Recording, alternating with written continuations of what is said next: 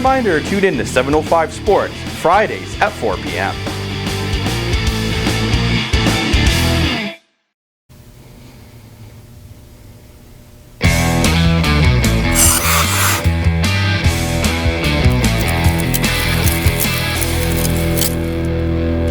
And welcome to 705 Sports. You know what? I'm here myself today because Dan Gray, the nerve of him, took some vacation. All jokes aside, Dan, hope you're enjoying the week off. But we're going to kick this show off right away because we have another jam-packed episode with our poll question. Are you going to be going to the Sioux Greyhounds game tonight? Of course you are. No way. Or you know what? You're still just unsure and you're kind of feeling things out. So the Sault Greyhounds have finished off their preseason and they are hitting the ice tonight for their first game in the regular season. So if you saw on Sioux Online yesterday, I posted an article about what we have learned from the Greyhounds over their past 3 preseason games and of course that red and white game. So I have a graphic that's going to come up on your screen and it's just going to kind of go over some key points on what the Hounds have been doing so far. So obviously in their first game, the Hounds did lose, but they showed a lot of things that I liked. They were able to outshoot the Wolves, but their third period was a big struggle as they were actually leading that game 4-1 and then lost it, and their power play was an issue. The second game was a bit of a similar situation where the third period was a struggle again, and they got into some penalty trouble. However, they did still manage to outshoot Sudbury yet again. In their final preseason game, this game was a big win for the Greyhounds with that 9-3 win. They really played a full 60 minutes. They solved their power play issues, going 3 for 4 on the power play.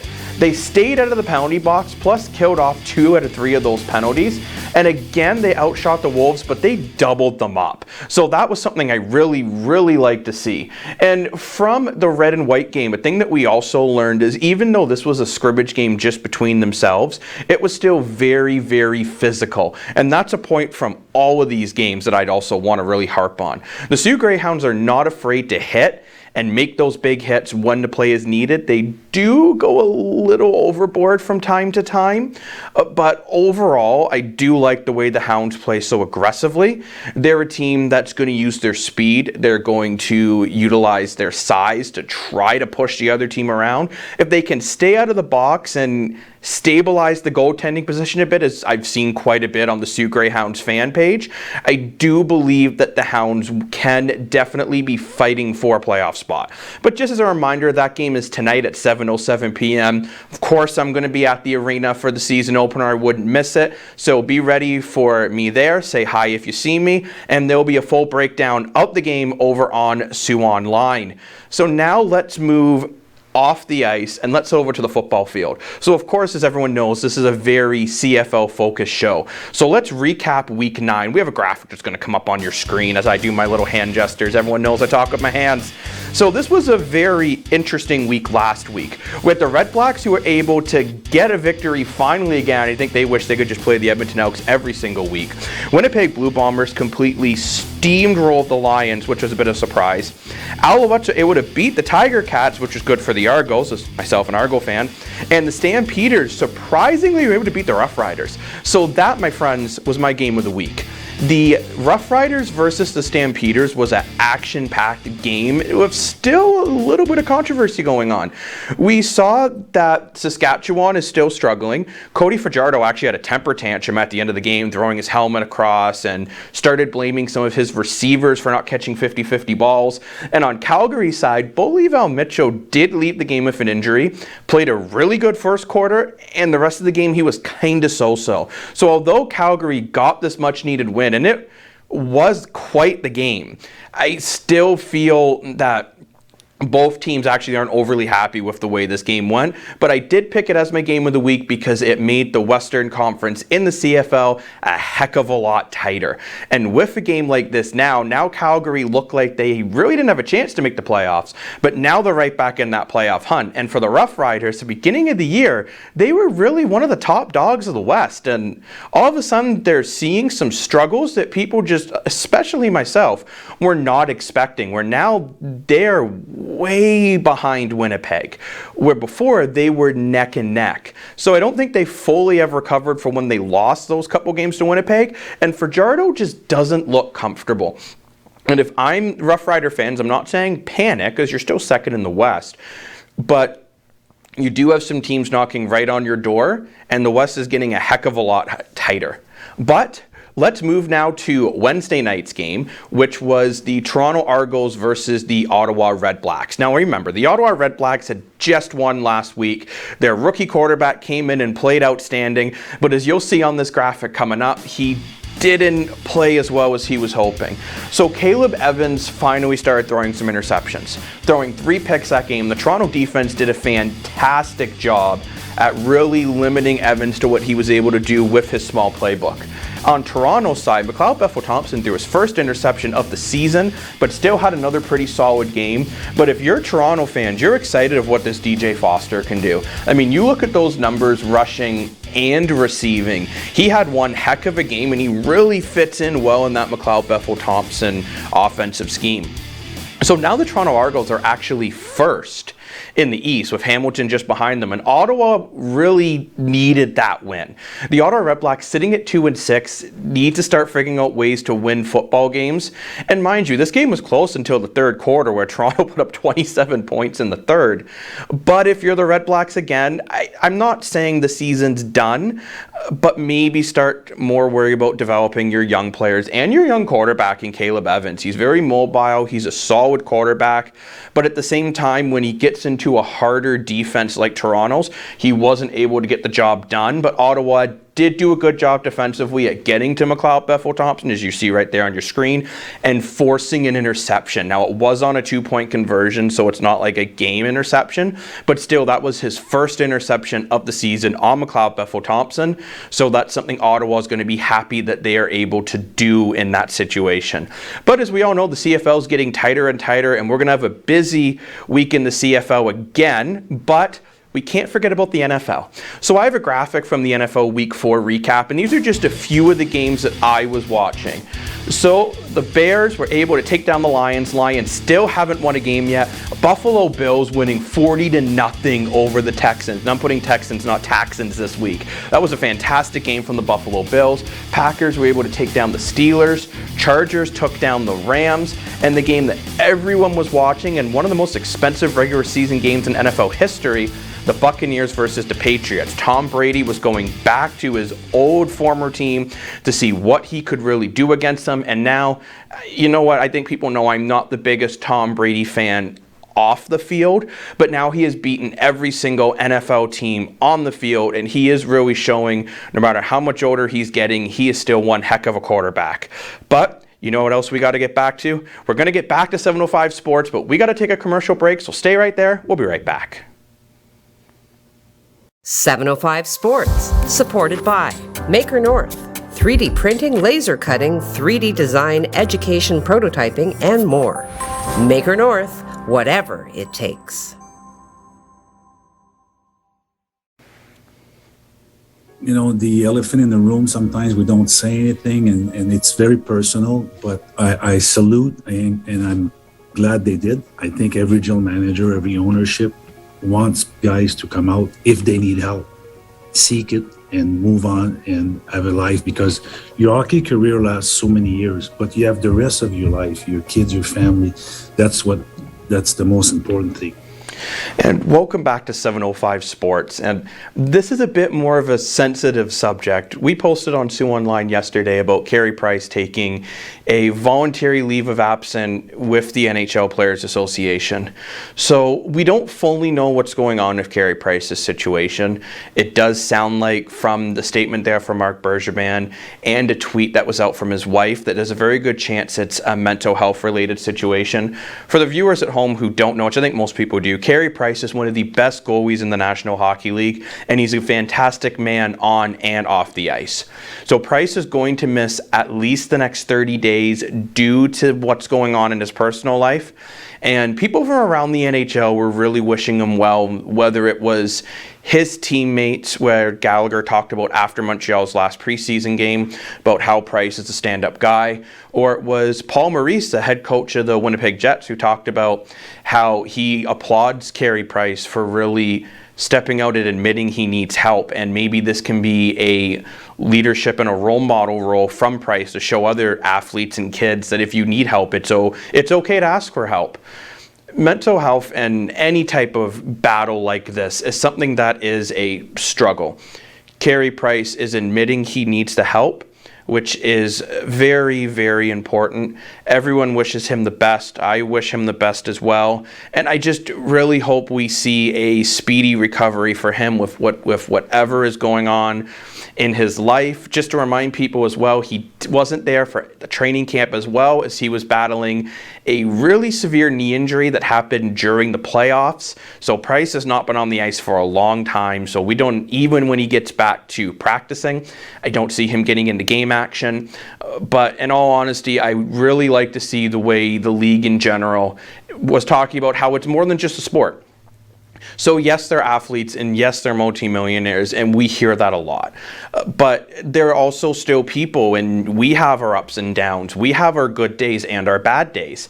And for someone like Carey Price, he's having a rough time right now. And you could see there from the general manager and Mark Bergevin in that clip we started with the show, it rattled him. There's another clip that from that full interview, and he was actually in tears because he cares about Carey Price as the person, not just the player, the goaltender, the teammate, the leader, and so on and so forth. So everyone is wishing Carey Price well with whatever battle he's going through. He did the right thing by going to the voluntary NHLPA to get some help, and we really do wish him the best. But I felt it did give us the time to talk about mental health is something, or whatever's going on in your life is important, and don't be afraid to reach out if you feel you need the help, whether you're an athlete and you speak to a coach or someone in your organization, or you know what, even take it out of the sports world. If you need the help, please go get it. But we're going to move off the Carey Price situation, and we're going to head over to the Toronto Blue Jays.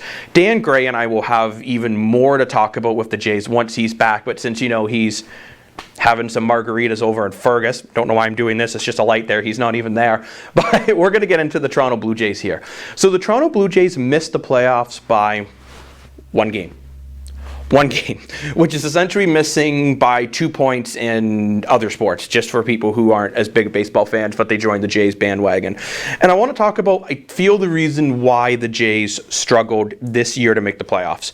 So the Jays had 3 different home arenas in Anaheim, Florida, and Buffalo before they finally got back to the Rogers Center. So in those 3 arenas, the Jays finished with 22 wins and 23 losses, which is a 49% winning percentage. When they went back to the Rogers Center, as you're seeing in this game here, which, I know some of the games get the Yankees were a bit of a tough one, but they ended up going 25-11, which is a 69% winning percentage. That's a big jump from 49%. So I continued to do the math. I busted out the old calculator going doop, doop, doop, because you know what? I love sports, math, But we looked into this a little bit deeper with the Toronto Blue Jays. If the Blue Jays kept their home record at that 69% winning pace, and they played all their home games at the Rogers Center, they actually would have won the wild card relatively easy. They would have been miles ahead of the Red Sox, miles ahead of the Yankees, and they would have been way ahead of Seattle and everyone else chasing. And actually, they would have been giving the Tampa Bay Rays a run for their money, who just took a series lead against the Boston Red Sox. So people have been saying, what did the Blue Jays do? And I know they didn't quite get the job done. But you talk with some of the players like Marcus Semien, who is a free agent coming up, that in my opinion, the Jays really should be re-signing. You can read more about that over at Sioux Online. But you have guys like Marcus Semien who talked about how, in his opinion, towards the end of the season, the Toronto Blue Jays were the best team in baseball. You have Robbie Ray, who's also going to be a free agent, who, again, I feel the Jays should sign, who he's more than likely going to win the Cy Young Award. You had Vladdy Guerrero Jr., who had an MVP-type season while hitting the most home runs by anyone under the age of 22, which was 48. You had Bo Bichette, who hit over 100 RBIs, over 20 home runs, so he became pretty good at the plate to back up his really strong defense. You had Nate Pearson towards the end of the season, who really started to figure out his way and became a really good, maybe 6, 7, 8 inning relief pitcher. If you just go down that roster with the Jays, there's talent after talent after talent. You have Romano, who really became a good closer. So I think for the Jays, This is the year next year to really, really go for it. You only missed by one game. With all the COVID stuff going on, which I know has affected everyone, not even just in sports, but in the world, but it really affected the Jays hardcore, and they still almost did it. If I'm Atkinson, the Toronto Blue Jays general manager, I'm trying to figure out a way to keep this team together and maybe looking into maybe picking another solid relief pitcher.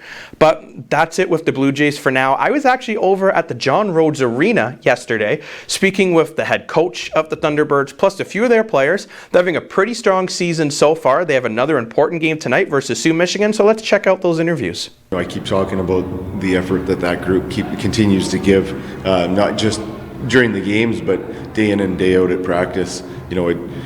It's not always perfect, but it's definitely something that's getting more consistent every day. So I think, when the better we get at that, the more prepared we can become during the week. It's going to lead to success on the weekend. So, I think that's a big part of it, and it's a close-knit group too. They've done a great job of coming together, early on here in the season. So I think that has a lot to do with it as well. We've got a lot of good quality people in the room, number one. That's a big thing for us when we're looking for players, is what's the human being like, right? Not just how good of a hockey player they are. So I think that has a lot to do with it. And just the older guys, taking it upon themselves to make sure that everybody feels welcome and, everybody is, being accustomed to the group and that sort of thing. I think like I said at the start, our consistency's gotten better. But that's something I'll look for the guys to continue. Not just what we're doing, when we get out on the ice, what we're doing before practice to prepare, what do we do after practice to make sure we're ready for the next day or for the upcoming games. That's something that we're going to continue to push, even late in the season, right? It's something that I think we can always get better at, not just the players, but the coaching staff and everybody involved. So, that's our biggest thing, I think. Speaking with some of the Thunderbirds players, they talked about how their offense has been a huge strength. However, their defense might be something they need to work on. We've been playing really good in the offensive. Defensively, we got to start picking up a little more, but offensively, we're producing, we're creating lanes for people, we're getting pucks to where we want them, and we're just battling. It's not like we're just there to just try to score. We want to score. We want to be in that position. Chemistry with your team to just know where they are, to get that puck there instead of either trying to flick it out, missing it, getting turnovers back over and over again. It accumulates over time, and it's just you want to get over it. So we just want to keep on bringing that to teams, how we're not just going to stand back and let you do your thing. We want to be a hard checking team and make sure that they know when they get the puck that someone's going to be on them and someone's going to be there to take away the puck, so to get them a little scared, It's starting off pretty good for us. We're playing good defense and killing really well. We're all working hard out there at practice and every game, and we're all coming to compete every day, so I think it's starting off pretty good for us. We've really improved on, I think, is definitely our passing is becoming a lot better. We're hitting tape more often, and we're not giving up pucks just because we're missing our easy passes that we really shouldn't be missing. I don't like to throw the word around, but we've shown some resiliency early on. And I think any good team has to have that, right? And it's not something that just comes naturally to people. It's something you have to build. And I think that throughout the first part of the season, for sure, we've been in some situations where we've had to, be resilient, and the boys have done a great job of that so far. I'll be back with you at the desk for the rest of 705 Sports right after this commercial break. 705 Sports, supported by James Seaton Mortgage Specialist. Your new home doesn't come with mortgage advice. I do. Call James Seaton Mortgage Specialist, RBC 705-975-1519. Hello. Welcome back to 705 Sports with Jacob Moore, sports analyst, as it says behind me. That nice little over-the-shoulder, beautiful shot. Anyways, thanks again for joining me. Dan Gray, like I said, is on vacation. He's got his feet up. I'm not going to do that, for one thing. Don't want to get the desk dirty. Number two, I'm not very flexible. So let's get back into some content, and let's get into NFL Week 5. So we have 5 key games coming up, and we have a graphic that's going to whoosh. Look at that right on the screen there. So the Detroit Lions might be able to get their first win of the season, finally, versus the Vikings, who are struggling. I'm interested to see what's going to happen between the Rams and the Seahawks, as both of these teams are having pretty good years. Same with the Packers and the Bengals. I know there's a lot of Packers fans around here. I put those Eagles up there just for you, Dan, all the way out in Fergus. I know Eagles, he's a big Eagles fan. They're going to have a hard time against the Panthers. And the Buffalo Bills, who might be one of the best teams in the NFL right now, are going to have a bit of a challenge with the Kansas City Chiefs. Now, I mean, I was expecting a lot better from the Chiefs this year. As you could see there, just that 2-2 record where the Buffalo Bills have back-to-back shutouts, bunch of points, one of the top defenses in the league, and one of the top offenses in the league. But I do feel that KC does have a shot of maybe knocking Buffalo down a peg, although I am a big Buffalo Bills fan, represent. But I do feel that game could be a very close game. But you know what? Let me know what you guys think. Remember to put that down in the comments. Don't forget our poll question, which is about if you're going to be going to that Sault Greyhounds game tonight. But now we got to switch from 4-down football to 3-down football, my kind of football. And we're going to get into the CFL. So tonight we have the Winnipeg Blue Bombers versus the Edmonton Elks. So this is going to be an interesting game. If Winnipeg wins this game and Calgary loses later in the weekend, Winnipeg will have clinched the playoff spot already. But Winnipeg's going to have to do it without Lawler, who has been suspended 1 game after a DUI, which in my opinion, that's nowhere near enough of a suspension. But the Blue Bombers still can get it done with Zach Collaros, who's having a most offensive player type of season, Andrew Harris, who is one heck of a running back who's getting back into form. But the Elks are getting some help. Trevor Harris is back from injury, is expected to start tonight, so look for that. And James Wilder Jr. is one heck of a running back. I still don't think they use him enough personally, but if Winnipeg can win this game, Calgary loses to Saskatchewan, then all of a sudden Winnipeg is already making the playoffs. And you can see here from some highlights here, Winnipeg's defense has been really been the main reason why they're getting the job done. Don't get me wrong, Collaros is having a fantastic year, and the defense is going to have to be sharp with missing one of their best wide receivers. But you look at Winnipeg's defense, especially in a guy like Big Hill, come on. The Blue Bombers are pretty much an unstoppable force. Every time you try to get past their defense, the only thing that seemed to work is actually the run. They aren't defending the run game as well as I thought they would. The quarterback sneak seems to be a really nice play. So you know what, maybe Edmonton, you know what, just a little food for thought, little Timbit, if you will. If someone wants to bring me Timbits, go ahead. I would say maybe try to use that running game, and please get James Wilder Jr. the ball more. Because if Edmonton can win this game, they're still in that playoff hunt. And they've been able to win a couple games from using that running game a lot. So I don't know why they're not using it more. I think whether it's Harris or Cornelius, who I think done a decent job filling in as a rookie quarterback, I do expect Edmonton to be using that running game a lot, and that is the running game that I would use. But before we get into the next game, I do want to talk about Lawler and his DUI. So he was charged with a DUI last week, and the Blue Bombers felt a 1-game suspension was fit, and 1 week, so he wasn't able to practice with the team. He was away from the team. I'm just going to be blunt, that's not enough. When you are an athlete, you're someone who's looked up to. You're a hero in a lot of people's eyes. So should Superman be driving drunk, flying drunk, smashing in the buildings? Should Batman be like, I'm Batman, and then collapse from drinking? No, we shouldn't. Or drug abuse or whatever it is.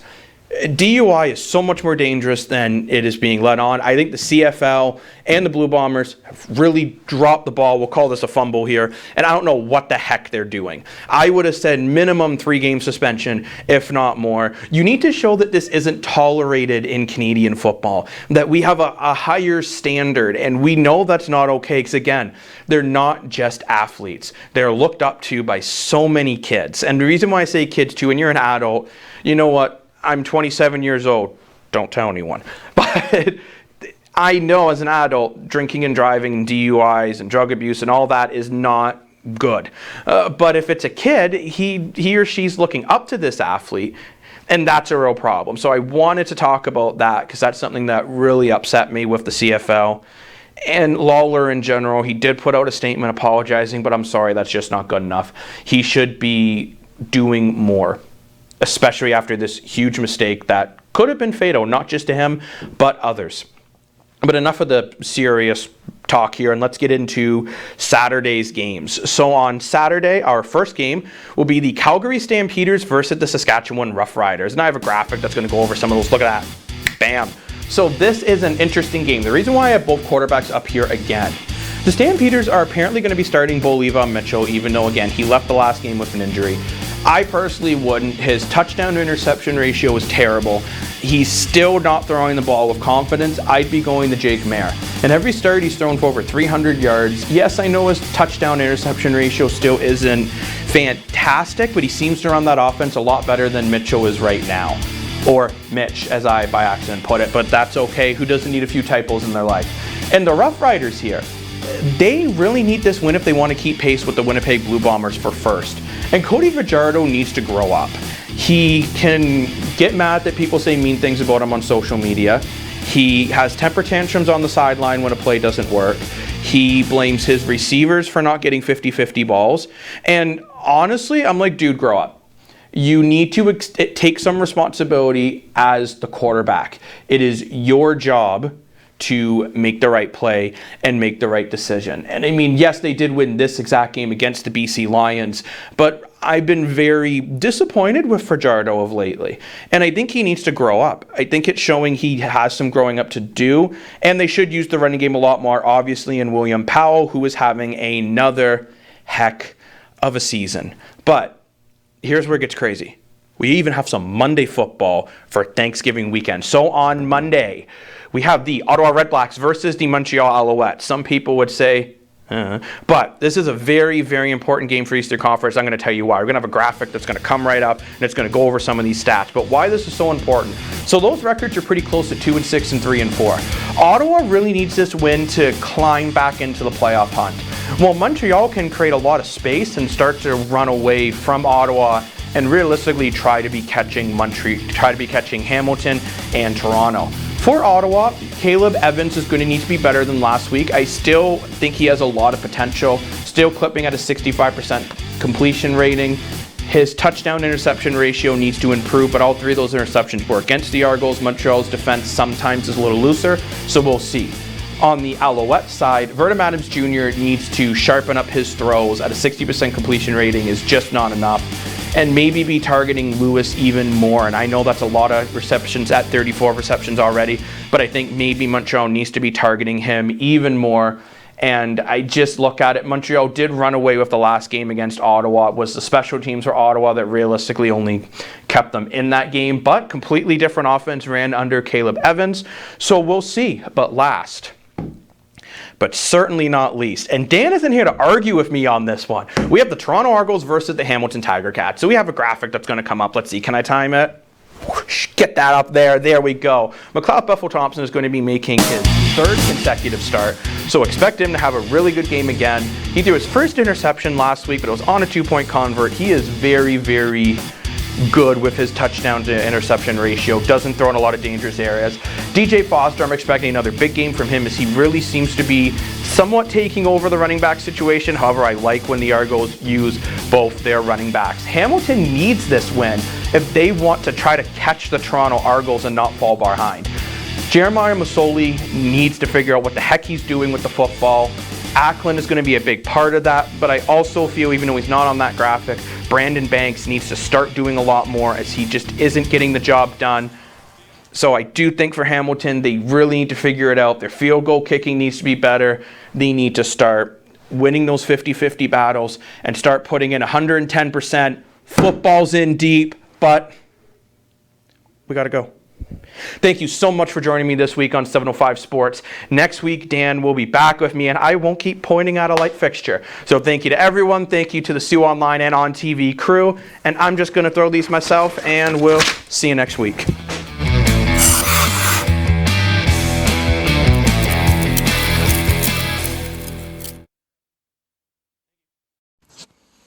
Hey everyone, in case you thought I forgot, I did not forget about the huge announcement coming up. I will be starting my very own podcast. That's right. Make sure you follow Jacob Moore Sports Analyst on Facebook to tune into my podcast. You'll soon find out the name, but you're going to have to wait a little bit longer. See you next week.